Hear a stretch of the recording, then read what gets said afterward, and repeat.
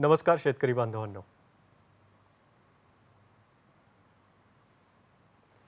नमस्कार शेतकरी बांधवांनो. कृषी दर्शन फोन इन लाईव्ह कार्यक्रमात आपल्या सगळ्यांचं स्वागत. मंडळी, आपलं शरीर तंदुरुस्त राहावं, आपलं आरोग्य चांगलं राहावं म्हणून आपण आहारामध्ये वेगवेगळ्या फळभाज्या, पालेभाज्या, धान्य, कडधान्य याचा समावेश करत असतो. पण धान्यांचा विचार करायचा झाला तर आपण पारंपरिक पद्धतीने गहू, ज्वारी आणि तांदूळ याचाच वापर जास्त करतोय.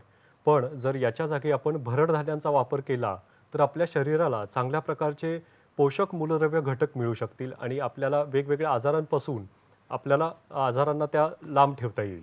यामध्ये हृदयाचे आजार असतील, कुपोषण असेल, त्याचबरोबर मधुमेह असेल, या सर्व आजारांवर भरड धान्य ही आयुर्वेदिक पद्धतीने काम करतात आणि या आजारांपासून आपल्याला लांब ठेवतात. यासाठी शासन, शासन आणि केंद्र शासन सुद्धा वेळोवेळी प्रोत्साहन देत असतं. आपल्या देशाचे सन्माननीय पंतप्रधान नरेंद्रजी मोदी यांनी 2023 वर्ष हे आंतरराष्ट्रीय भरड धान्य वर्ष म्हणून घोषित करावं अशी विनंती संयुक्त राष्ट्र महासभेला केली होती आणि सर्व राष्ट्रांनी या मोदीजींच्या विनंतीला मान्यता देऊन चालू वर्ष 2023 वर्ष हे आंतरराष्ट्रीय भरड धान्य वर्ष म्हणून साजरं करण्याचा निर्णय घेतला आहे. यावरून आपल्याला असं लक्षात येईल की भरड धान्य हे आपल्या आहारामध्ये किती महत्त्वाची आहेत आणि याला अनुसरूनच आज आपण आपल्या आजच्या कृषी दर्शन फोन इन लाईव्ह कार्यक्रमात चर्चा करणार आहोत. आजचा आपला विषय आहे, आज आपण भरड धान्यातील व्यावसायिक संधी या विषयावर चर्चा करणार आहोत. भरड धान्यातील व्यावसायिक संधी हा आजचा आपला विषय आहे. या विषयाला मार्गदर्शन करण्यासाठी आज आपण मुंबई दूरदर्शन केंद्रामध्ये आमंत्रित केलं आहे. आजचे आपले पाहुणे आहेत महेश लोंढे सर. नमस्कार सर, कार्यक्रमात स्वागत. मी लोंढे सरांची ओळख आपल्याला करून देतो. कृषी व्यावसायिक आहेत, ते युवा कृषी उद्योजक आहेत. अतिशय कमी वयामध्ये त्यांनी कृषी उद्योगामध्ये खूप मोठं नावलौकिक केलेलं आहे. त्यांची भरड धान्य या विषयातील कामगिरी ही भरीव आहे आणि या अनुषंगाने सर आपल्याला कार्यक्रमात मार्गदर्शन करणार आहेत. आपण चर्चेला सुरुवात करूया. लोंढे सर, पुन्हा एकदा कार्यक्रमात आपलं स्वागत. आपण प्रेक्षकांना आणि शेतकरी बांधवांना सुरुवातीला भरड धान्य म्हणजे काय आहेत याविषयीची माहिती देऊया. भरड धान्य हे लहान लहान धान्य आहेत ज्याच्यामध्ये 9 प्रकारचा समावेश होतो आणि भरड धान्य हे आपण पूर्वीपासून खात आलेलो आहोत. हे नाविन्याने आपण इंट्रोड्यूस करत नाहीये. जसं 1960 साली जसं हरित क्रांती झाली, ज्याच्यामुळं गव्हाचा आणि तांदळाचा जास्त प्रचार आणि प्रसार झाला आणि ही भरड धान्य आपली मागं पडत चालली. पण त्याच्यामुळं काय झालं की गहू आणि तांदूळ ह्याच्यामुळे आपल्याला वेगवेगळे विकार व्हायला लागले, जे आपल्या जीवनशैलीमधले मधुमेहासारखा असेल किंवा हृदय विकार असेल, असे वेगवेगळे रोग व्हायला लागले. तर हे भरड धान्य हे तेच होते की पूर्वी आपण आपल्या आहारामध्ये समावेश करत होतो, ज्याच्यामुळे आपले जे काही पूर्वज, आजी आजोबा किंवा आपले वडीलधारी माणसं आहेत की ज्यांच्यामध्ये ते खूप कमी प्रमाणामध्ये आजारी पडायचे. आपण स्लाइडच्या माध्यमातून ही जी काही भरड धान्य आहेत याविषयीची माहिती देतोय आपण. सर, काय सांगाल? या स्लाइडवर आता वेगवेगळ्या प्रकारची धान्य दिसत आहेत. ह्याच्यामध्ये सर 9 प्रकारचे सध्या भरड धान्य आहेत. भारतामध्ये ह्याचा मोठ्या प्रमाणावर प्रोडक्शन घेतलं जातं, उत्पादन घेतलं जातं आणि ते सगळे आदिवासी आणि ग्रामीण भागामध्ये शेतकरी घेतले जातात. ज्याच्यामध्ये आपण प्रथम बघत आहोत की ज्वारी आहे, बाजरी आहे, नाचणी आहे, राळं आहे, वरई आहे, भगर आहे, सावा आहे, सामा आहे, कोदरा आहे, जे आपलं इंडियन ओरिजिन आहे की ज्याचा खूप कमी प्रमाणात आपण आपल्या आपल्या आहारामध्ये आपण त्याचा समावेश करत आहोत. तर कोदोमध्ये अँटी कॅन्सर ज्या न्यूट्रिशनल ॲक्टिव्हिटीज आहेत त्या जास्त आहेत की ज्याचा समावेश आपण आपल्या रोजच्या आहारामध्ये केला पाहिजे. असे हे 9 प्रकारचे जे धान्य आहेत त्याच्यामध्ये अजून 3 आहेत की ज्याचा उत्पादन हे खूप कमी प्रमाणामध्ये भारतामध्ये घेतलं जातं. त्याच्यामध्ये टेफ आहे, फेन्यू आहे, गिनो आहे आणि असे 3 जे आहेत ते मोठ्या प्रमाणावर हे आफ्रिकेमध्ये घेतले जातात. पण हे 9 जे धान्य आहेत ते आपले भारतामध्ये मोठ्या प्रमाणावर आदिवासी भागामध्ये किंवा आता ग्रामीण भागामध्ये जे काही शेतकरी आहेत तिथं खूप मोठ्या प्रमाणावर त्याचं उत्पादन घेतलं जातं सध्या. म्हणजे एकूणच भरड धान्य ही आहारामध्ये फार महत्त्वाची आहेत आणि भारतामध्ये याचं उत्पादन अजून चांगल्या प्रमाणात होऊ शकतं. यासाठी शेतकरी बांधवांनी काय करायला पाहिजे आपण सरांकडून जाणून घेऊयात. सर, या भरड धान्यासाठी जमीन साधारण कशा प्रकारची असायला पाहिजे? जमीन एकदम म्हणजे त्याला सुपीक असणं किंवा ह्याला कुठल्याही प्रकारची म्हणजे आपण जमीन कुठल्या प्रकारची की ज्याच्यामध्ये आपण आदिवासी भागामध्ये की एकदम हलक्या प्रतीची जी जमीन असते तर त्याच्यामध्ये पण तुम्ही त्याचं प्रोडक्शन घेऊ शकता. आणि ह्याचं प्रोडक्शन सध्या आदिवासी भागामध्येच खूप मोठ्या प्रमाणावर होतं की जिथं कुठल्याही प्रकारचं रासायनिक खतं किंवा त्याच्यामध्ये वापरलं जात नाही आहे. तर त्याच्यामध्ये सगळं पूर्ण ऑर्गॅनिक किंवा सेंद्रिय पद्धतीने ही भरड धान्य केली जातात जे ट्रायबल आदिवासी भागामध्ये, ज्याचा की त्याच्यामध्ये खूप जे पण आता बियाणं जे आहे ज्याच्यामध्ये की आपण बियाणं जे आपण घेतोय आता ते खूप पारंपरिक पद्धतीने घेतलं जात आहे आणि बर ह्याचा खूप मोठ्या प्रमाणावर फायदा हा आपल्या आहारामध्ये समावेश केल्याने होते. कारण आपण आता पाहत आहोत की आपल्याला सेंद्रिय प्रत्येक गोष्ट हवी आहे. हो भरडधान्य हे पूर्ण सेंद्रिय पद्धतीनेच ग्रो केले जातात आणि ज्याचा तुम्ही तुमच्या आहारामध्ये समावेश केल्याने खूप पॉझिटिव्हली किंवा सकारात्मक तुमच्या जीवनशैलीमध्ये त्याचा फरक जाणवून येतो बरोबर आता. बरोबर. म्हणजे साधारण भरड धान्य जी आहेत ती साधारण कुठल्याही जमिनीमध्ये याचं उत्पादन घेतलं तरी येस उत्पादन आपल्याला चांगलं मिळू येस शकतं. येस पण आता पाणी आणि खताचं व्यवस्थापन कसं असायला पाहिजे? त्याच्यामध्ये पाणी हे खूप कमी प्रमाणामध्ये लागतं. जसं की आपण पाहतो की 1 किलो तांदूळ ग्रो करण्यासाठी साधारण 3200 लिटर पाणी लागतं 1 किलो तांदूळ. पण भरड धान्यांना तसं नाही, तर 250 ते 300 लिटरमध्ये तुम्ही भरड धान्य 1 किलो ग्रो करू शकता. आणि भरड धान्यांना पाणी नसलं तरी ते ग्रो होतात. जेव्हा तुम्ही लागवड करता भरड धान्यांची तेव्हा तुम्हाला पाणी नसेल किंवा पाऊस पडत नसेल तरी तुम्ही ते ग्रो करू शकता. पण जसं तांदळाला जसं लागतं पाणी, की जेव्हा तुम्ही लावणी करता तर त्यावेळेस पाणी हे त्याच्यामध्ये राहायला लागतं, तेव्हा ते तुम्ही तांदूळ घेऊ शकता किंवा भात लावू शकता. पण भरड धान्यांना तसं नाही आहे. भरड धान्यांना खूप कमी प्रमाणामध्ये पाणी लागतं आणि ते खूप म्हणजे साधारण 250 ते 300 जर पूर्ण त्याच्या पिरियडमध्ये पाऊस पडला तरी त्या पावसालाही ती भरड धान्य येतात. त्याच्यामुळं शेतकऱ्यांनी जास्तीत जास्त जिथं कोरडवाहू शेती आहे किंवा आदिवासी भाग आहे किंवा जिथं पावसाचं प्रमाण खूप कमी प्रमाणात आहे त्या भागामध्ये शेतकऱ्यांनी या धान्यांचा जास्तीत जास्त लागवड करावा आणि जेणेकरून आहारामध्ये पण स्वतःच्या करावा. आणि जेणेकरून आत्ता जसे ह्या वर्ष आपण आंतरराष्ट्रीय भरड धान्य वर्ष म्हणून साजरी करत आहोत हो आणि आता आंतरराष्ट्रीय मार्केटमध्ये प्लस भारतीय मार्केटमध्ये ह्या भरड धान्यांची खूप मोठ्या प्रमाणावर मागणी आहे आणि सध्या भरड धान्यांचा तुटवडा आहे आणि त्याची जी काही किंमत आहे ती खूप गगनाला पोचली आहे. तर ह्याचं कारण आहे की शेतकरी खूप कमी प्रमाणात ह्याचं प्रोडक्शन घेतलं जातं. तर ते जास्तीत जास्त शेतकऱ्यांनी कोरडवाहू आणि आदिवासी भागातील शेतकऱ्यांनी करावं. बरोबर. लोंढे सरांनी या ठिकाणी महत्त्वाची बाब ज्याचा उल्लेख केला, की आहार तर आपला यामुळं चांगला सुधारणारच आहे, पण उत्पादन जर वाढलं तर यातून आर्थिक फायदा शेतकरी बांधवांना चांगला निर्माण होईल. कारण जागतिक बाजारपेठेमध्ये भरड धान्यांना जास्त प्रमाणात मागणी आहे. लोंढे सर, आपण आता या भरड धान्य व्यवसायामध्ये गेल्या 5 वर्षांपासून आहात. येस. या व्यवसायामध्ये आपण खूप चांगल्या प्रकारे भरीव कामगिरी केलेली आहे आणि आपण अतिशय कमी वयात हे सगळं जे काही आहे ते आपण काम केलेलं आहे. तर आता या व्यवसायाला सुरुवात करायची असेल तर शेतकरी बांधवांनी कोणती अशी मूळ तत्व आहेत ज्याच्याकडे लक्ष द्यायला पाहिजे?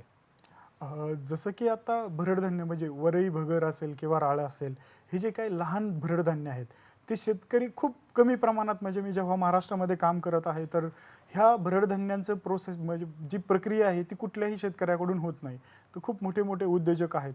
पण जेव्हा तुम्ही भरडधान्यामध्ये तुम्ही काम करायला सुरुवात करत असाल किंवा तुम्ही व्यवसाय करायचा दृष्टिकोन असेल तुमचा, तर तुम्ही अगदी लहान लहान की एक साधारण 70 ते 80 हजाराची गुंतवणूक करून तुम्ही त्याचं तिथल्या तिथं FPO थ्रू असेल किंवा महिला बचत गटा थ्रू असेल किंवा इंडिव्हिज्युअली शेतकरी आहेत काही, तर त्यांच्या थ्रू तुम्ही हे स्वतः प्रोसेस करून सध्या पुणे किंवा मुंबई किंवा महाराष्ट्रातल्या वेगवेगळ्या मेट्रो सिटी आहेत किंवा भारतातल्या काही सिटी आहेत त्या भागांमध्ये तुम्ही त्याचं मार्केटिंग पण करू शकता.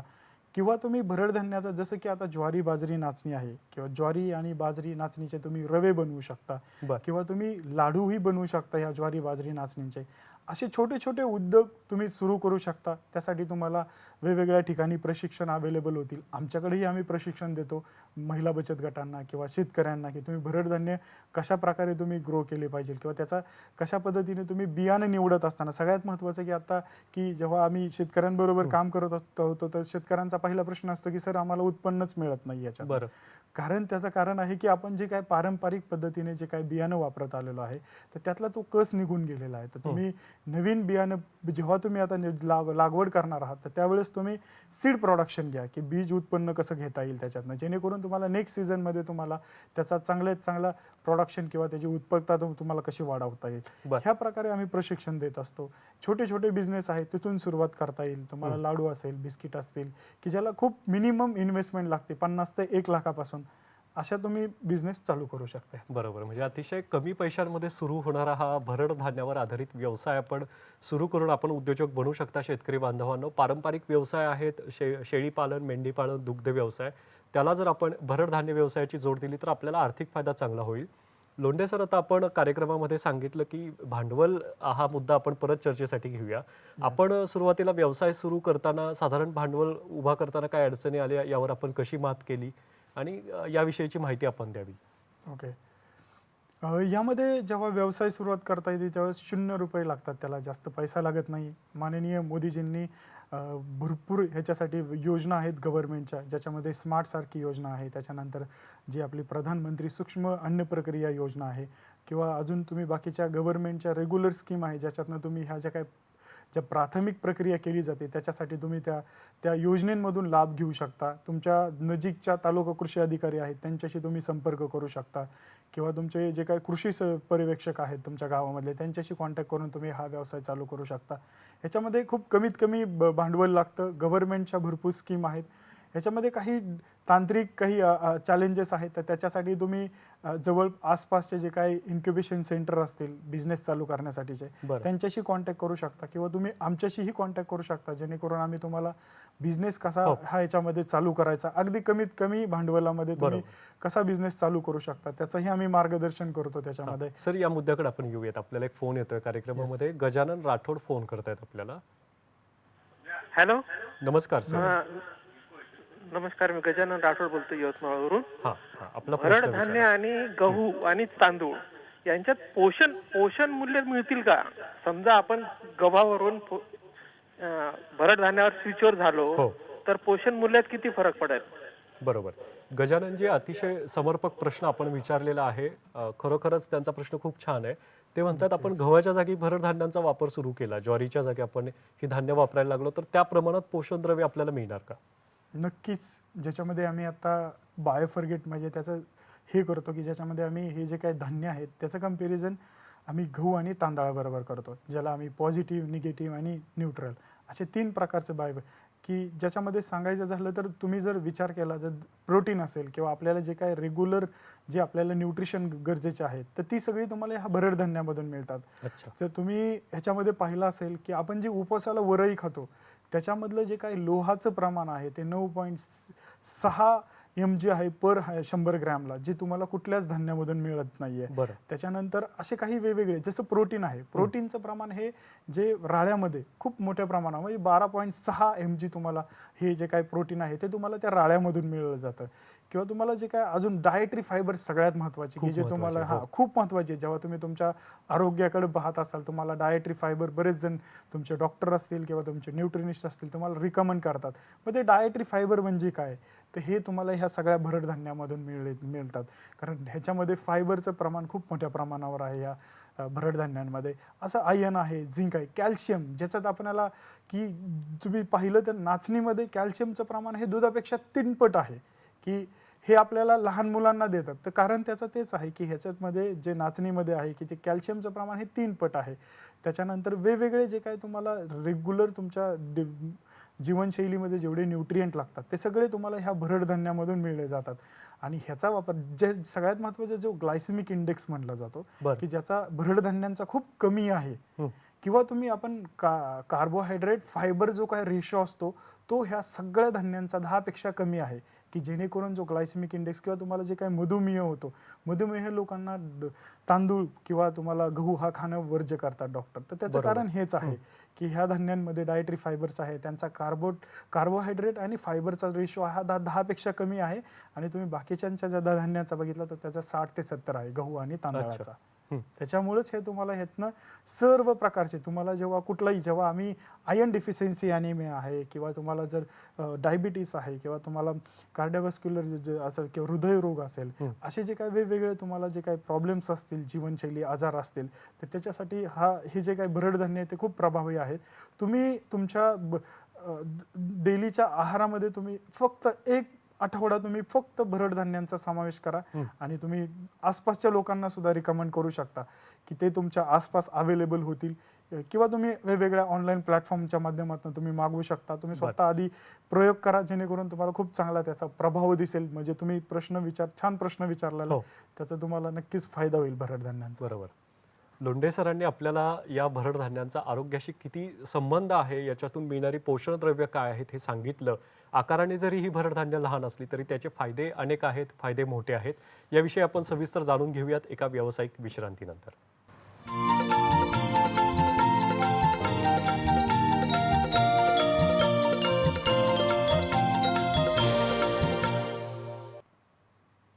नमस्कार मंडळी, विश्रांतीनंतर आपलं पुन्हा एकदा कृषी दर्शन फोन इन लाईव्ह कार्यक्रमात स्वागत. आज आपण भरड धान्यातील व्यावसायिक संधी या विषयाला अनुसरून चर्चा करतोय आणि लोंढे सर आपल्याला मार्गदर्शन करतायत.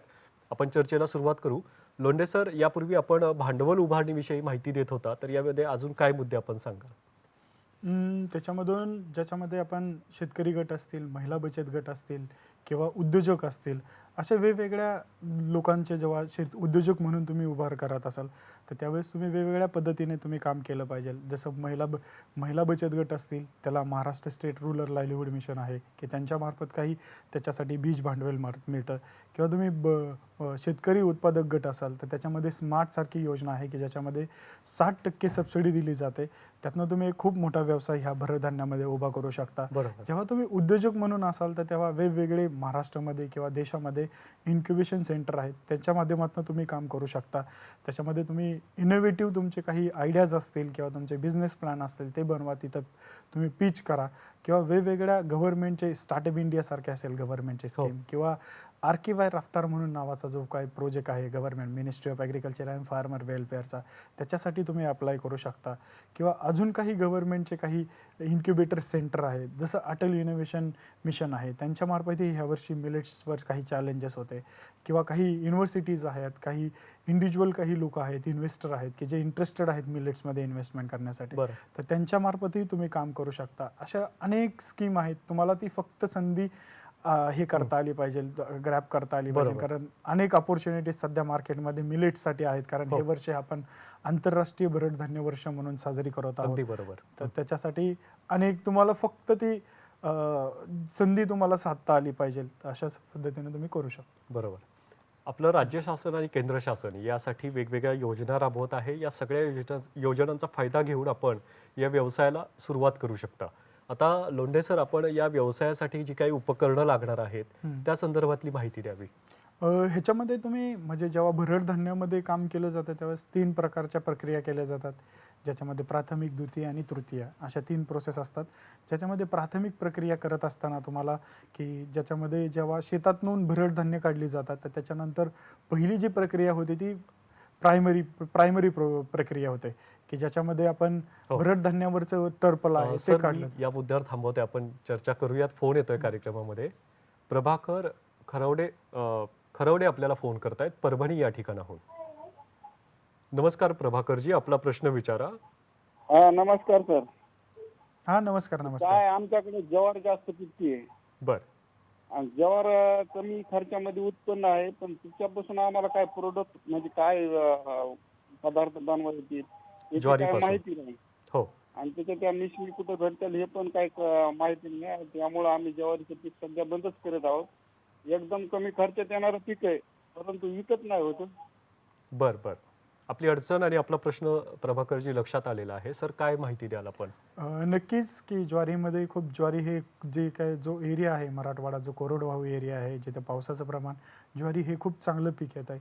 फक्त आपण आता ज्वारीची भाकरी खाल्ली जाते. जसं सरांनी विचारलं की आम्हाला काही अजून संधी आहेत का ज्वारी या प्रक्रिया करण्यासाठी, तर खूप संधी आहेत. आमच्याकडे स्वतः आता आम्ही 15 ते 16 पदार्थ ज्वारीपासून बनवतो की ज्वारीपासून सकाळच्या नाश्त्यापासून ते संध्याकाळच्या जेवणापर्यंत तुम्ही कसा ज्वारीचा समावेश करू शकता. ज्याच्यामध्ये ज्वारीचे पोहे आहेत. जसं आपण सकाळी उठल्यानंतर नाश्ता करतो, नाश्त्याला आपल्या पोहे असतात, तर तुम्ही ज्वारीचे पोहे बनवू शकता. त्याच्यानंतर त्याचा जो काही रवा आहे ज्वारीचा तो बनवू शकता. त्याच्यानंतर ज्वारीचे बेकरीचे प्रॉडक्ट आहेत, बिस्किटपासून केकपासून सर्व पदार्थ तुम्ही ह्यापासून बनवू शकता. त्याच्यानंतर तुम्ही ज्वारीची पिठं आहे ती पिठं बनवू शकता. त्याच्यानंतर त्याच्या काही दलिया करू शकता किंवा आपण कण्या जे म्हणतो आपण पूर्वीपासून आपल्या आहारामध्ये समावेश करत आलो, असे सगळ्या पदार्थ बनवू शकता. ते ह्याच्यामध्ये खूप मिनिमम कॉस्टमध्ये, जसं तुम्हाला रवा बनवायचा आहे की जो आपल्या दररोजच्या आहारामध्ये आपण समावेश करतो, त्याचा उपमा आहे किंवा शिरा आहे, अशा गोष्टी आपण सगळ्या केल्या जातात. तर त्याच्यासाठी हार्डली 27 ते 28 हजाराला मशीन मिळते. तर ती मशीन घेऊन तुम्ही तो व्यवसाय सुरू करू शकता. किंवा तुम्ही दलिया आहे, दलियाला साधारण एक 40 ते 45 हजारामध्ये मशीन मिळते, तर ती मशीन तुम्ही घेऊन चालू करू शकता. पोह्यांसाठी थोडीशी इन्व्हेस्टमेंट जास्त आहे. जर तुमचा शेतकरी उत्पादक गट असेल तर त्याचा खूप नक्की फायदा होईल. एक साधारण 40 ते 42 लाखापर्यंत पूर्ण सेटअप आहे तो बरं. पोहे बनवायचा, तर तो करू शकता तुम्ही. आणि त्याच्यासाठी तुम्ही स्मार्टमधून जी गव्हर्नमेंटची आपली योजना आहे महाराष्ट्र गव्हर्नमेंटची, तर तुम्ही त्याच्यात अनुदानासाठी अप्लाय करू शकता, ज्याच्यामध्ये तुम्हाला 60% अनुदान मिळतं. अनुदान आहे तुम्हाला त्याच्यामध्ये. तर तुम्ही त्याचा हे करून, सध्या बाजारामध्ये मोठ्या प्रमाणावर ज्वारीच्या पदार्थांना मागणी आहे.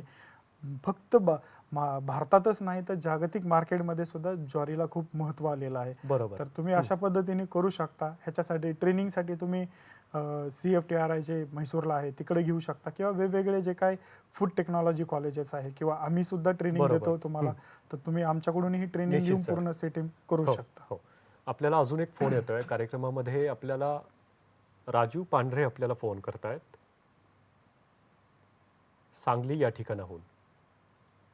पांढरे सर नमस्कार, कार्यक्रमात स्वागत. आपला प्रश्न विचारा. हॅलो. हा, आपण प्रश्न विचारा. नमस्कार. बियाण्यांची निवड, क्वालिटीची बियाण्यांची निवड कशी करावी? बरोबर. भरड धान्यांसाठी बियाण्यांची निवड कशी करावी असा त्यांचा प्रश्न आहे. भरड धान्यांच्या बियाण्याची निवड ही म्हणजे खूप इम्पॉर्टंट क्वेश्चन आहे, कारण ह्याच्यामध्ये सध्या बियाणांवरच सध्या भरड धान्याचे प्रोडक्शन आणि प्रोडक्टिव्हिटी ठरवली जाते. बरं. कारण आपण पूर्वीपासून ह्याच्यावर खूप मोठ्या प्रमाणावर आता रिसर्च होत नाहीये किंवा संशोधन होत नाहीये. त्याच्यामुळं तुम्ही बियाण्याची निवड करत असताना वेगवेगळे वाण आहेत. जसं आपण लहान भरड धान्य आहेत तर त्याचे वेगवेगळे वाण आहेत, किंवा ज्वारी, बाजरी, नाचणे ह्यांचे, ज्वारीचं जसं महात्मा फुले कृषी विद्यापीठाच्या खूप एक साधारण 7 ते 8 व्हरायटी आहे, वेगवेगळ्या व्हरायटीज आहेत. जशा हो. लाह्यासाठी वेगळी आहे, ज्वारीच्या भाकरीसाठी वेगळी आहे, किंवा तुम्हाला त्याचं आंबील बनवायचं असेल किंवा बिस्किटं बनवायचे असतील, तर तुम्ही तुमच्या रिक्वायरमेंटनुसार तुम्ही त्या व्हरायटीचं सिलेक्शन करा. तुमच्या जवळच्या कृषी विज्ञान केंद्रामध्ये त्या व्हरायटीज तुम्हाला अवेलेबल होतील. बरं. पण जेव्हा तुम्ही लहान भरड धान्यांच्या व्हरायटीचं सिलेक्शन करत असाल, तर जेव्हा इम्प्रूव्ह व्हरायटीला सध्या महत्त्व द्या, जेणेकरून तुम्हाला त्यातनं उत्पादन पण मिळेल आणि उत्पादकता पण मिळेल त्याची. पण त्यावेळेस करत असताना, जसं आता महात्मा फुले कृषी विद्यापीठाची वरईची फुले एकादशी म्हणून जी व्हरायटी आहे, तुम्ही ती सिलेक्ट करा, जेणेकरून त्याच्यामध्ये जे काय लोहाचं प्रमाण आहे ते खूप मोठ्या प्रमाणावर आहे, जेणेकरून तुमच्या आहारात त्याचा समावेश केल्याने फायदा होईल. आणि ते समावेश करत असताना तुम्ही त्या वरईचा जो समावेश होतो, तुम्ही पूर्ण तुमच्या फक्त एकादश किंवा नवरात्रीला न करता तुम्ही अच्छा. तुमच्या रोजच्या आहारामध्ये करा, जेणेकरून तुमच्या जे काही जीवनशैलीमधले तुम्हाला जे काही विकार असतील किंवा आजार असतील त्याचा खूप चांगला फायदा होईल. बियाणं हे तुम्हाला हैदराबादला Indian institute of millet research आहे, किंवा बरं. त्याला तिथं तुम्हाला अवेलेबल होईल. आमच्याकडे सुद्धा बियाणं अवेलेबल आहे, जे पारंपरिक पद्धतीने आम्ही त्याचं आमच्या बीज उत्पादन घेतलेलं आहे आमच्या शेतावर, ते सुद्धा तुम्हाला तिथं अवेलेबल होईल तुम्हाला. बरं. सर, आता वेगवेगळ्या यांत्रिकीकरण किंवा ज्या काही उपकरणं लागतात या व्यवसायासाठी, त्याविषयीची माहिती आपण पुन्हा एकदा द्यावी.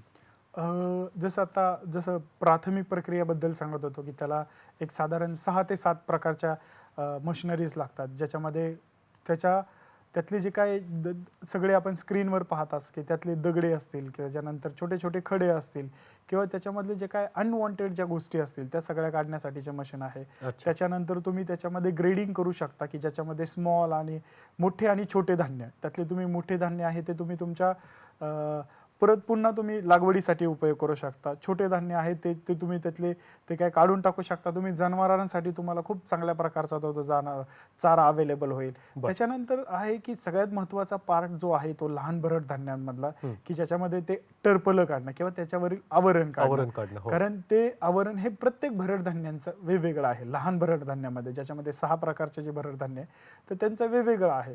तर त्याच्यामध्ये तुम्हाला आपण ज्याला सिंगल चेंबर किंवा डबल चेंबर असं त्याच्यावरचं टरपलं काढत होता, अशा त्या मशिनरी आहेत.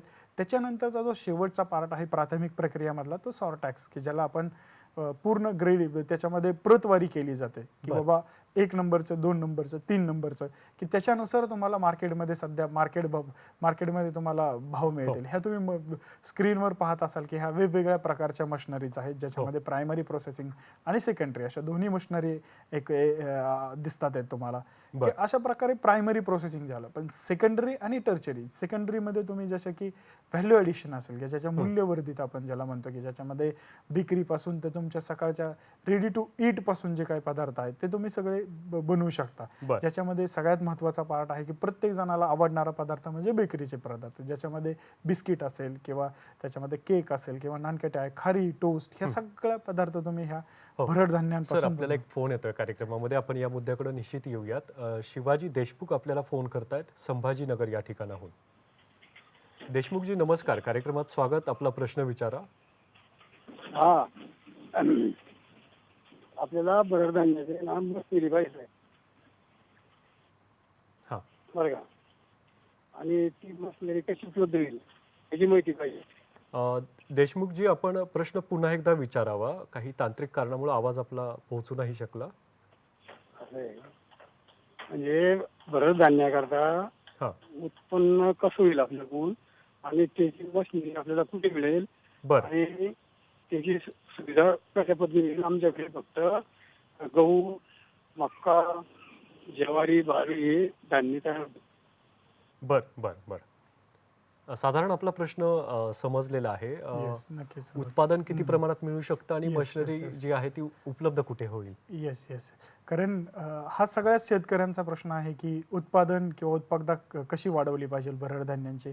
मी सगळ्या शेतकऱ्यांना आव्हान करेल की आपण आता सध्या की इम्प्रूव्ह व्हरायटीज आहेत की ज्या आपल्या गव्हर्नमेंटच्या मार्फत आत्ता सध्या वेगवेगळ्या संशोधन केंद्रातून हे केल्या प्रसारित केल्या जात आहेत किंवा युनिव्हर्सिटीज आहेत, कृषी विज्ञान केंद्र आहेत, त्यांचा तुम्ही तुमच्या शेतामध्ये समावेश करा, जेणेकरून तुम्हाला त्याची उत्पादकता वाढेल. कारण भरड धान्यामध्ये सध्या उत्पादन खूप कमी प्रमाणात येते. त्याच्यामुळे जो काही आपला इरिगेटेड एरिया किंवा जिथं खूप बागायती शेती केली जाते तर तिथं शेतकऱ्यांना बरोबर. परवडणारं हे भरड धान्य हो. नाहीये. आता देशमुखजी यांचा जो प्रश्न होता की त्यांच्याकडे जी उपलब्ध धान्य आहेत, ज्वारी आहे, गहू आहे आणि इतर धान्य आहेत, तर त्यापासून ते इतर कोणते प्रोडक्ट आहेत, वस्तू आहेत खाण्याच्या, त्या बनवू शकतात?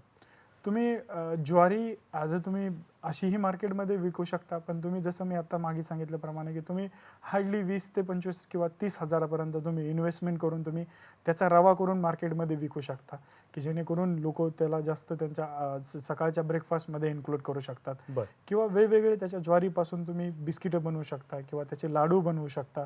जो नंतरचा पार्ट आहे, लाह्या आहेत, पोहे आहेत, असे वेगवेगळे आहेत की ज्याच्यामध्ये तुम्हाला हो. थोडंसं शेतकरी उत्पादक गटातून काम करावं लागेल, जेणेकरून शेतकरी हे जे काय आपले आहेत सगळे जे कोरडवाहू ते खूप भूधारक आहेत की ज्यांची कॅपॅसिटी नाही आहे की साधारण 40 ते 45 किंवा ह्याचं जे काही तंत्रज्ञान आहे ते शेतकऱ्यांपर्यंत पोहोचत नाहीये. तर शेतकऱ्याने एकदम छोट्या पदार्थापासून सुरुवात करावी, जसं सांगितलं की रव्यापासून सुरुवात करावी किंवा लाडूपासून सुरुवात करावी किंवा ॲटलिस्ट ज्वारीचं पिठापासून सुरुवात करावी. असे छोटे छोटे जे काही बिझनेस आहेत तिथून सुरुवात करावी.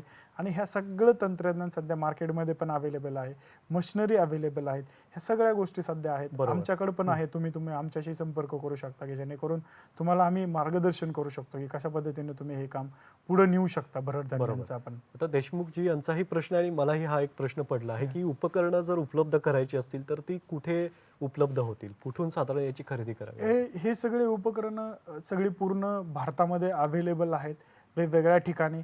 थोडेसे फार चेंजेस करावे लागतात आपल्या, कारण थोडंसं त्याच्यावर संशोधन करावं लागतं. जेव्हा तुम्ही कुठलाही पदार्थ बनवत असाल, जसं ज्वारीचं बिस्किट आहे, त्याला तेवढा ग्लुटेन नाही आहे, तर त्याच्यामुळे तुम्ही त्याच्यामध्ये ग्लुटेनसाठी किती प्रमाणामध्ये थोडासा गहू टाकणं, ज्याच्यामध्ये पण तुम्ही खपली गहू असेल, बंशी गहू असतील, जे ट्रॅडिशनली व्हरायटीज आहेत त्या गहू तुम्ही टाकू शकता.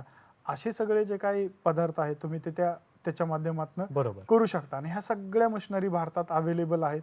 त्याच्यासाठी आम्ही सुद्धा तुम्हाला मदत करू की जेव्हा तुम्ही आम्हाला सांगितलं की आम्हाला बेकरी आम्हाला ही करायची, आम्ही ही सगळी मदत तुम्हाला फ्री ऑफ कॉस्टमध्ये मार्गदर्शन करू की ज्याच्यामध्ये तुम्हाला सगळ्या पदार्थाचे की कुठले तंत्रज्ञान अवेलेबल आहे. आपण ते काही वेळानंतर निश्चित स्क्रीनवर सर. बघणार आहोत. हो. प्रशांत बिराजदार आपल्याला फोन करतायत लातूरहून. प्रशांतजी नमस्कार, कार्यक्रमात स्वागत, आपला प्रश्न विचारा. हॅलो हॅलो प्रशांतजी, आपला प्रश्न विचारा. मला वाटतं काही कारणास्तव आपण त्यांच्याशी संपर्क साधू नाही शकत आहे. तर सर याविषयी आपण अजून काय सांगाल की या यांत्रिकीकरणाचा जो भाग आहे, उपकरणांचा भाग आहे, त्याची उपलब्धता याविषयी आपण काय सांगाल? त्याची उपलब्धता सध्या जसं की आता आपण काही फक्त ज्वारीवर बोललो, पण नाचणीसाठी जे काही प्रोसेसिंग करावी लागते त्याला थर्शिंग आणि पर्लिंग म्हणतात, की जेव्हा खूप मोठ्या प्रमाणावर आता जे काय होतंय महाराष्ट्रामध्ये, तर ते जे काही तांदळाच्या मशिनरी आहेत त्याच्यावर काम केलं जातं. पण सेपरेट जे काही नाचणीसाठी मार्केटमध्ये मशिनरीज अवेलेबल आहे, त्याची साधारण 1 लाखापर्यंत प्राईस आहे. तुम्ही शेतकरी गट असतील किंवा काही उद्योजक असतील, ते खरेदी करू शकतात आणि तो व्यवसाय चालू करू शकतात, जेणेकरून तुम्हाला चांगल्या प्रकारच्या नाचणीचं उत्पादन मिळेल आणि मार्केटमध्ये चांगला रेट मिळेल बरं. त्याच्यात. तर अशा मशिनरीज आहेत. त्याच्यानंतर काही जे काही आपण प्राथमिक प्रक्रिया जो करतो ज्या ह्याच्यावर लहान भरड धान्यावर, त्याच्या काही मशिनरी साधारण 2 ते 2.5 लाखापर्यंत अवेलेबल आहेत. वेगवेगळ्या ठिकाणी आहेत. महाराष्ट्रामध्ये, पुण्यामध्ये काही. आमच्याकडे एक मशीन त्यातली छोटी जी काही ज्याची हार्डली साधारण 90 ते 80 हजार रुपये त्याची प्राईस आहे त्या मशीनची. एका बरं. मशीनमधूनच तुम्ही ते एक त्यातले जे महत्त्वाचं जे काही काम आहे, ज्याला हलिंग किंवा टर्पलं काढणं म्हणतात, तर ते त्या मशीनमधून केलं जातं. बाकीचं तुम्ही जे काही काम आहे ते काम तुम्ही बाय मॅन्युअली पण करू शकता, जेणेकरून मॅन्युअली त्यातलं जे काय पूर्ण पॉलिश न होता अनपॉलिश जे काही आपण भरड धान्य खायचे सांगतात बरेचसे डॉक्टर, तर ते तुम्हाला त्याच्यातनं मिळू शकतात आणि जेणेकरून तुम्हाला त्याचा जास्त दर तुम्हाला मार्केटमध्ये मिळू शकतो. बरोबर. आता भरड धान्यांची उपलब्धता, त्यासाठी लागणारे यंत्र, उपकरणं याविषयी माहिती दिलीच आहे सरांनी. पण याचं वितरण कसं करायचं, बाजारामध्ये याला भाव कसा आहे, याविषयी आपण जाणून घेऊया. तत्पूर्वी घेऊया एक व्यावसायिक विश्रांती.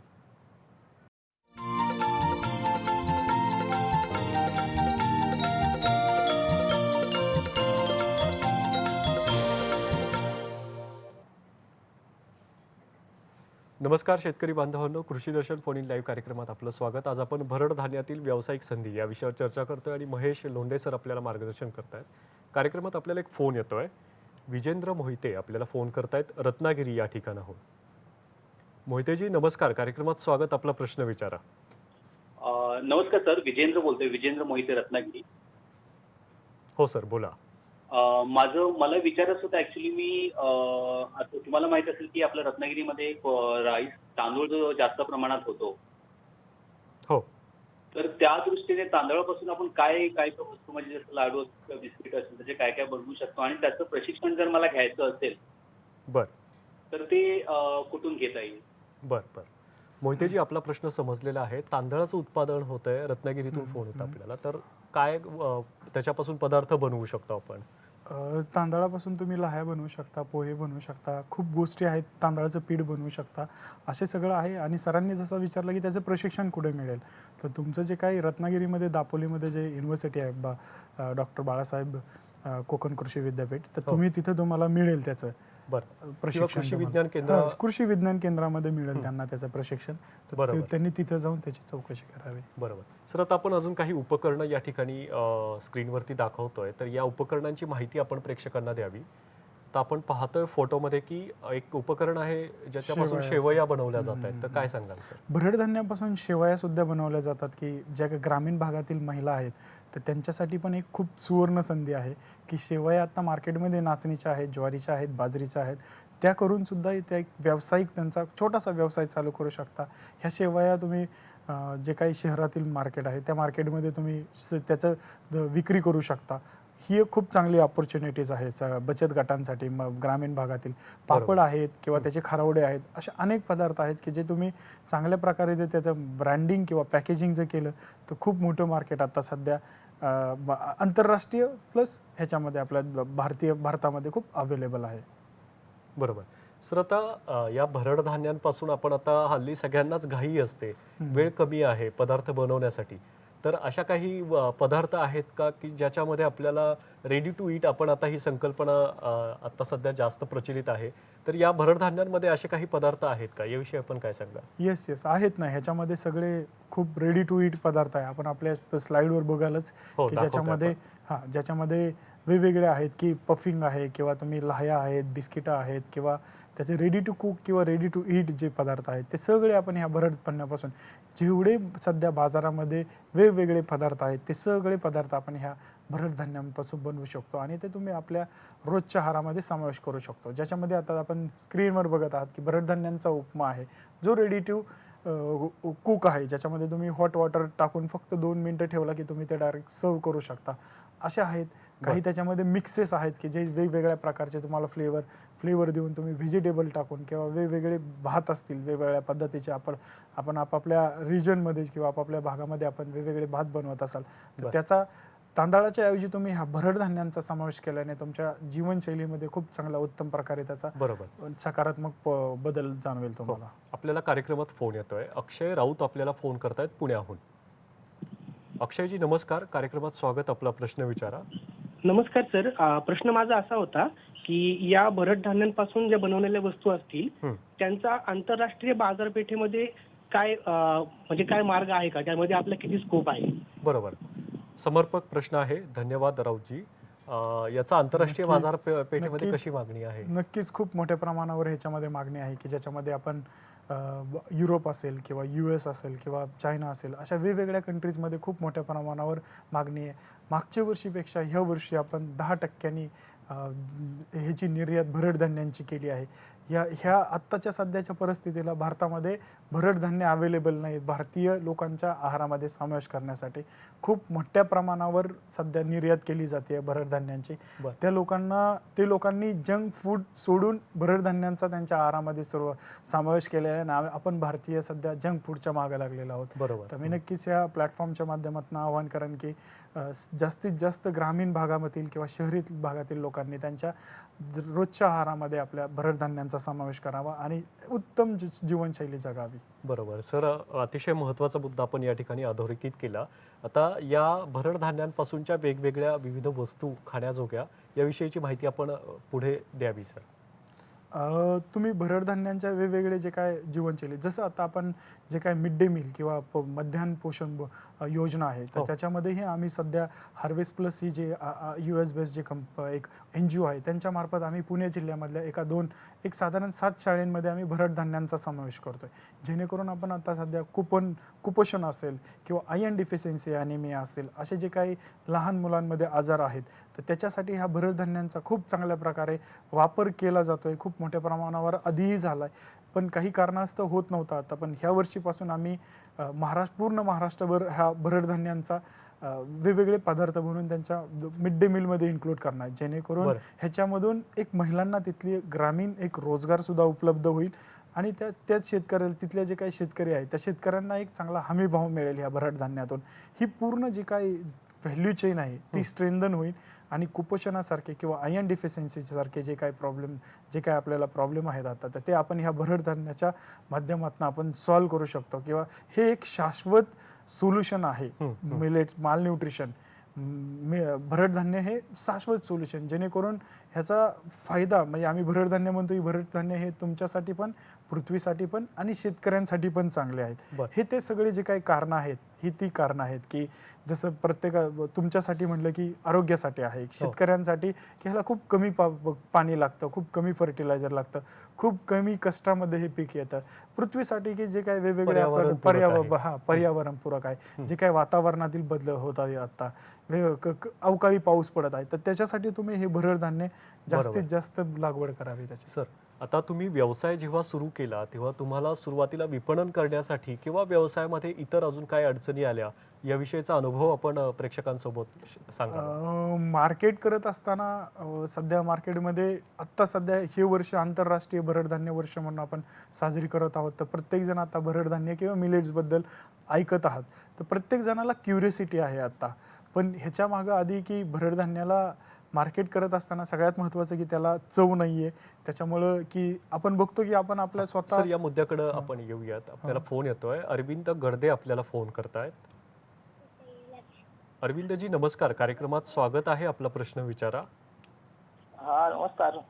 नमस्कार. मला ते फॉक्सटेल मिलेट, स्पोडो मिलेट, लिटिल मिलेट आणि ब्राऊन टॉप मिलेट याचे बियाणे कुठे मिळतील हे विचारायचे होते. बरोबर, बियाणांसंदर्भातील प्रश्न आहे सर. याचे बियाणं आमच्याकडे पुणे जिल्ह्यामध्ये आम्ही आहोत. ॲग्रोझी म्हणून आमची ऑर्गॅनिक्स म्हणून आमची कंपनी आहे. त्या कंपनीत तुम्ही फेसबुक किंवा आमच्या सोशल मीडियावर तुम्ही सर्च केलं किंवा महेश लोंढे फेसबुकवर उरळी कांचन सर्च केलं तर तुम्हाला तिथं मिळून जातील आणि सगळ्या प्रकारचे तुम्हाला ऑर्गॅनिक बियाणं मिळतील किंवा वेगवेगळे तुम्हाला पारंपरिक पण मिळतील आणि ज्या व्हरायटी आहेत वेगवेगळ्या युनिव्हर्सिटीच्या, त्या सुद्धा आम्ही अवेलेबल करतोय. कारण हे प्रत्येक जणाला शक्य नाही आहे की वेगवेगळ्या इन्स्टिट्यूटशी कॉन्टॅक्ट करणं किंवा त्या माध्यमातून सर, पोचेपर्यंत. सरकारी पातळीवर ही बियाणं जर उपलब्ध करायची असतील तर त्यासाठी कुठे संपर्क साधावा? त्याच्यासाठी तुम्ही जे काय आपलं महाबीज आहे महाराष्ट्र गव्हर्नमेंटचं, तर तुम्ही तिथं संपर्क करू शकता किंवा तुम्ही नॅशनल लेवलला नॅशनल सीड कोऑपरेशन आहे, तर तिथं तुम्ही त्याच्याशी, किंवा तुम्ही जर हैदराबादला काही वेळापूर्वी आपण उल्लेख केला होता. उल्लेखही केला आहे. पण कधी कधी काही इंडिव्हिज्युअल शेतकऱ्यांना किंवा इंडिव्हिज्युअली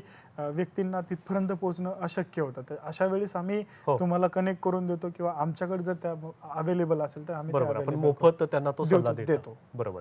सर, आता विपणन हा एक महत्त्वाचा भाग आहे. याविषयी आपण माहिती देताना अजून काय मुद्दे सांगाल? ह्याच्यामध्ये जेव्हा तुम्ही सुरुवात कराल व्यवसायाला, तर तुम्ही साधारण एखाद्या प्रॉडक्टपासून सुरुवात करा. आता आम्ही जेव्हा करतोय तर आमच्याकडे 100च्या अधिक वेगवेगळे पदार्थ आहेत भरड धान्यांचे. पण तुम्ही जेव्हा सुरुवात कराल, मी सल्ला नवीन जे काय उद्योजक येतात त्यांना हेच देईल की तुम्ही एका प्रॉडक्टपासून करा आणि ते प्रॉडक्ट तुम्ही तुमच्या फॅमिली, फ्रेंड ह्यांच्यामध्ये सुरुवात करा, जेणेकरून ते तुम्हाला काही त्याचे टेस्टी, त्याचे जे काही फीडबॅक देतील त्याच्यानुसार तुम्ही तुमच्या त्या प्रॉडक्टबद्दल इम्प्रोवाइज करा आणि मग ते मार्केटमध्ये जास्त प्रॉडक्ट आणा. असं इनिशियली असेल. त्याच्यानंतर हळूहळू तुम्ही जेव्हा मोठ्या बल्क मार्केटमध्ये जाल तर त्यावेळेस तुम्ही सगळ्यात आधी सोशल मीडियावर तुम्ही वेगवेगळ्या प्लॅटफॉर्ममधून, कारण हा जो काही वर्ग आहे आत्ता खाणारा सध्या, तो खूप इलाइट क्लास आहे सध्या, की ज्याच्यातनं तुम्हाला मार्केटिंग करत असताना प्रत्येक जण सोशल मीडिया हा हँडलच करतो. या मुद्द्याकडे आपण येऊयात सर. एक फोन येतोय, तो घेऊयात आपण. हॅलो, भदाने रामदास आपल्याला फोन करतायत नाशिक या ठिकाणाहून. नमस्कार, आपला प्रश्न विचारा. हा नमस्कार. माझा प्रश्न असा होता, वरईपासून आपण बगर तयार करतो, तर त्याच्या मशिनरी कुठं कुठे आहेत आपल्या महाराष्ट्रात किंवा महाराष्ट्राबाहेर? गुजरात आहे आपल्या जवळ. बरोबर. या उपकरणांविषयीचा प्रश्न आहे, तर काय सांगाल? येस, महाराष्ट्रामध्ये आमच्याकडे आता सध्या 3 मशिनरीज आहेत, ज्याच्यामध्ये 30,000पासून मशिनरी चालू होते, तर ती एक साधारण 1.5 लाखापर्यंत जाते ती मशिनरी. अशा 3 प्रकारच्या आहे, ज्याच्यामधलं जे काही सगळ्यात महत्त्वाचा जो काही ह्या प्रक्रिया करत असताना ज्यातला जो सांगितला मी ऑलरेडी की आवरण काढणे, तर आवरण काढण्यासाठी जी मशिनरी आमच्याकडे सध्या अवेलेबल आहे ती तुम्ही घेऊ शकता. किंवा जर तुम्हाला मोठ्या प्रमाणावर जायचं असेल तर तुम्ही साऊथ इंडियामध्ये किंवा दक्षिण भारतामध्ये 1-2 कंपन्या आहेत, त्यांच्याशी तुम्ही अप्रोच करू शकता. हे तुमचं सगळं तुम्ही किती प्रमाणावर प्रक्रिया करणार आहात त्याच्या अवलंबून आहे सर. सगळं. आता ग्रामीण भागामध्ये महिला सबलीकरणासाठी या व्यवसायाचा जो वापर आहे किंवा फायदा आहे तो चांगल्या प्रकारे होणार आहे. तर महिला सबलीकरण म्हणजे महिलांना रोजगार उपलब्ध करून देणारा हा व्यवसाय, या अनुषंगाने जर आपण याच्याकडे पाहिलं तर काय फायदे होणार आहेत याचे? ह्याचा खूप मोठ्या प्रमाणावर फायदा होणार आहे. जसं आपण स्थलांतर किंवा मायग्रेशन म्हणतो, की आदिवासी भागामधले किंवा हे जो काही भाग आहे कोरडवाहू, त्याच्यामध्ये एकच सीझन घेतला जातो आणि नंतरचे 2 सीझन हे सगळे लोक मायग्रेट होतात किंवा स्थलांतर होतात मोठ्या मोठ्या शहरांमध्ये. ते स्थलांतर थांबवायचं असेल तर भरड धान्य हे खूप सस्टेनेबल सोल्युशन आहे त्याच्यासाठी, की हे जे काही पिकं घेतात तर ती पिकं घेतल्यानंतर तिथंच जे काय आपण प्रायमरी, सेकंडरी किंवा आपण त्याला प्राथमिक, द्वितीय, तृतीय अशा प्रक्रिया म्हणतो, तर त्या प्रक्रिया तुम्ही तिथंच करू शकता आणि त्यांच्यासाठी खूप मोठं मार्केट अवेलेबल आहे. आम्ही काही नंदुरबार आणि नाशिक एरियामधल्या काही महिलांबरोबर काम करतोय असंच, की ज्याच्यातनं त्यांना जास्त दर मिळतोय. कारण हे भरड धान्य प्रक्रिया करत असतानाही वेगवेगळे अँगल आहेत त्याच्यासाठी, की जसं की आपण पारंपरिक पद्धतीने प्रोसेस केलेले जे धान्य की ज्याच्यामध्ये खूप जास्त प्रमाणात न्यूट्रिशन, ज्याला अनपॉलिश म्हणतो आपण, की आपण जी काय आपला आता उपासाला वरई भगर खातो ती पूर्ण पांढरी असते, त्याच्यावरचे सगळे डायटरी फायबर्स निघून गेलेले असतात. तर मी ह्या माध्यमातून सुद्धा एक आव्हान करेल की आपण जास्तीत जास्त अनपॉलिश भगर खरेदी करावं, जेणेकरून ह्या आदिवासी भागातील किंवा ग्रामीण भागातील महिलांना एक चांगला उत्तम रोजगार मिळेल आणि त्यांचं जे काही मायग्रेशन, स्थलांतर आहेत, त्यांच्या मुलांचा जे काही शिक्षणाचा प्रश्न आहे हे थांबतील ह्याच्या माध्यमातून. तर तुम्ही त्या पद्धतीने समावेश हा अनपॉलिश भगरचा जास्तीत जास्त किंवा वरईचा करावा. हो. लोंढे सर, कार्यक्रमाची वेळ अगदीच कमी शिल्लक आहे आपल्याकडे, तर शेतकरी बांधवांना आता कार्यक्रमाच्या शेवटी आपण महत्त्वाचे काय संदेश द्याल? संदेश ह्याच्यामध्ये महत्त्वाचे देईल की ह्याच्यामध्ये आता पाहतोय की जास्त प्रमाणावर ग्रामीण भागातील युवकांनी ह्या व्यवसायामध्ये यावं. ह्याच्यासाठी लागणारे जे काही प्रशिक्षण असेल किंवा काही त्याच्यासाठी माहिती असेल किंवा त्याच्यासाठी काही जे काही तुमचं कौशल्य असेल तर ते कौशल्य तुम्ही वेगवेगळ्या माध्यमातून तुम्ही हे करू शकता किंवा तुम्ही आमच्याकडे येऊ शकता. आम्ही तुम्हाला त्याचं कौशल्य किंवा त्याच्यासाठी लागणारी जे काही यंत्रसामग्री आहे ते सगळे आम्ही अवेलेबल करून देऊ. आणि महाराष्ट्रातल्या तरी म्हणजे स्पेसिफिक, कारण महाराष्ट्र हा भरड धान्यामध्ये कन्झ्युम करणारा हा सगळ्यात मोठा राज्य आहे. हो.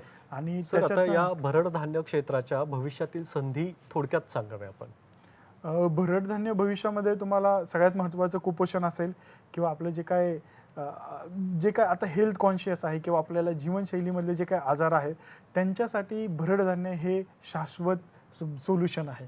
जेणेकरून भरड धान्यामध्ये खूप मोठ्या प्रमाणावर न्यूट्रिशनल व्हॅल्यूज असल्यामुळे त्याचा समावेश आपण आपल्या रोजच्या आहारामध्ये तर करतोयच आहे. किंवा तुम्ही वेगवेगळ्या संधीज आहेत, कारण प्रत्येकजण हेल्दी की जे आपण कोविडच्या काळामध्ये प्रत्येकजण इम्युनिटी बुस्टिंगसाठी आपण पळत होते. प्रत्येक कोणी वेगवेगळे काढा होते, तर त्याच्याऐवजी तुम्हाला हे आपलं जे काही भरड धान्य आहे ते इम्युनिटी बुस्टिंगसाठी खूप चांगल्या प्रकारे काम करतं आणि आपल्या जीवनशैलीमधले जेवढे जे काही विकार आहेत त्याच्यासाठी हे सस्टेनेबल सोल्युशन आहे. मधुमेहासाठी खूप चांगला फायदा होतो. त्याच्यामुळे मी म्हणेल की प्रत्येकाने आठवड्यातनं एक दिवस आपल्या आहारामध्ये ह्या भरड धान्यांचा समावेश करायचा. जमलं तर पूर्ण ज्यांना जीवनशैलीमधले जे काही विकार आहेत त्यांनी पूर्ण आठवडाभर ह्या भरड धान्यांचा समावेश करा आणि तुम्ही नंतर स्वतःला फील करचाल की खूप चांगल्या प्रकारे तुम्हाला उत्साह, एनर्जी मिळते. प्लस तुम्हाला जे काय वेगवेगळे मधुमेहामुळे चक्कर येणं किंवा वेगवेगळे जे काय, स्वतः माझ्या आईला मधुमेह होता, तिचे 400 ते 450 शुगर असायची, तर ती आता तिची नॉर्मल आहे एकदम. कारण आम्ही प्रेरणा घेऊनच आपण या व्यवसायामध्ये आलो, कारण ती खूप कमी झाली, तिची आता नॉर्मल आहे. म्हणजे आम्ही आमच्या रोजच्या आहारामध्ये आम्ही भरड धान्यांचा समावेश करत आहोत. असं प्रत्येकाने आपल्या आहारामध्ये समावेश करा, जेणेकरून ह्याचा फायदा शेतकऱ्यांना पण होईल, एक महिलांना पण रोजगार आणि प्रत्येकाला एक आरोग्यदायी आयुष्य सुद्धा लाभेल. लोंढे सरांनी भरड धान्य व्यवसाय कसा उभारावा, यासाठी लागणारा कच्चा माल कसा उत्पादित करावा आणि यासाठी लागणारी यंत्र आणि उपकरणं याविषयीची माहिती आपल्याला दिली आणि शेतकरी बांधवांना एक आव्हान केले की या व्यवसायामध्ये आपण या. त्याबद्दल आपले खरोखरच मनापासून आभार मुंबई दूरदर्शनच्या वतीने. आता शेवट आपण या कार्यक्रमामध्ये महत्त्वाचे 2 मुद्दे असे सांगावे या व्यवसायाला अनुसरून की जे महत्त्वाचे आहेत. याच्यामध्ये जास्तीत जास्त युवकांनी ह्या व्यवसायामध्ये यावं, थोडासा संयम ठेवून यावं, जेणेकरून ह्याचा जास्तीत जास्त. तर हे दोन्ही मुद्दे आपण लक्षात घ्या. आपण या कार्यक्रमात सहभागी झाला त्याबद्दल धन्यवाद सर. धन्यवाद.